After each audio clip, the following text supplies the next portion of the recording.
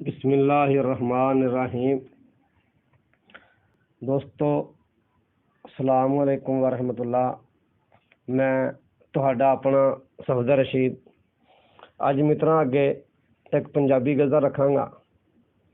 तो गज़ल सुनने तो पहले मित्रों अगे एक होर भी अर्ज़ोई है कि वो मेरे इस चैनल को सबसक्राइब करन और अपनी सच्ची तो पक्की मुहब्बत का सबूत देन।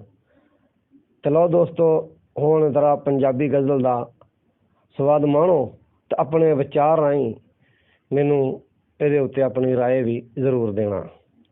गज़ल है जी के जद भी सच्चे कौल चितारे मैं रोया, जद भी सच्चे कौल चितारे मैं रोया, जोली दे विच तक अंगारे मैं रोया। वो झूठ दी बेड़ी बह के लोकी तरदे ने, झूठ दी बेड़ी बह के लोकी तरदे ने, सच दे आए जद हलारे मैं रोया।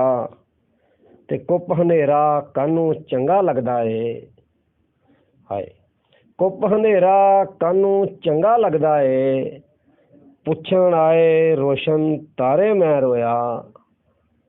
गल ते बिल्कुल सीधी पधरी कीती सी, गल ते बिल्कुल सीधी पधरी कीती सी, ओदे सुन जवाब करारे मैं रोया।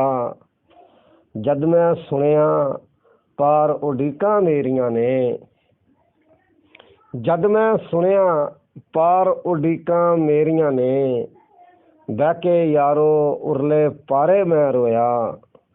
ते शेर देखना जी के अख दा कंडा हंजुआं पार कीता नहीं, अख दा कंडा हंजुआं पार कीता नहीं, अंदरों अंदरी अंदर वारे मैं रोया।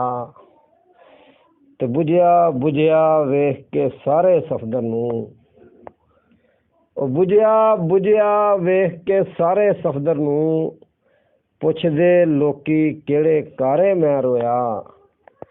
जद भी सच्चे कौल चितारे मैं रोया, चोली दे विच तक अंगारे मैं रोया।